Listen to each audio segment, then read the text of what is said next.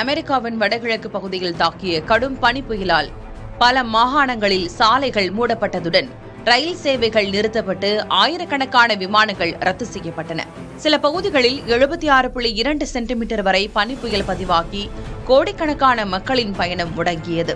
New York Central Park, Boston, Philadelphia, Rhode ஐலண்டின் ப்ராவிடன்ஸில் அதிகமான பனி பதிவானது.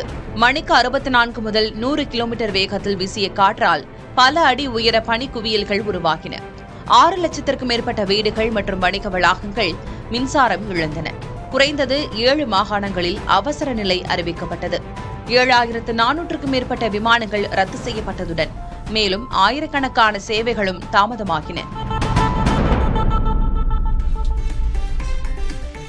கடும் பனி புயலை தொடர்ந்த நியூயார்க் நகரின் சென்ட்ரல் பார்க் பகுதியில் மக்கள் பனி நாள் பொழுதுபோக்கிற்காக திரண்டனர். குழந்தைகள் மற்றும் பெரியவர்கள் பனி மனிதர்கள் அமைத்து பனிப்பந்து விளையாட்டில் ஈடுபட்டு புகைப்படங்கள் எடுத்தனர். செல்ல பிராணிகளுடன் வந்தவர்கள் பனியில் நடந்து காட்சியை ரசித்தனர்.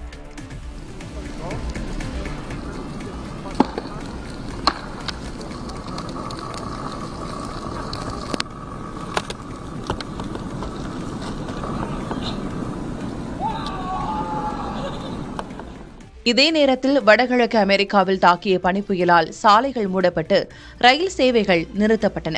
ஆயிரக்கணக்கான விமானங்கள் ரத்து செய்யப்பட்டன. அவசர பணிகளுக்காக மக்கள் வெளியே செல்ல வேண்டாம் என அதிகாரிகள் அறிவுறுத்தியதால் பல பள்ளிகள் மூடப்பட்டன.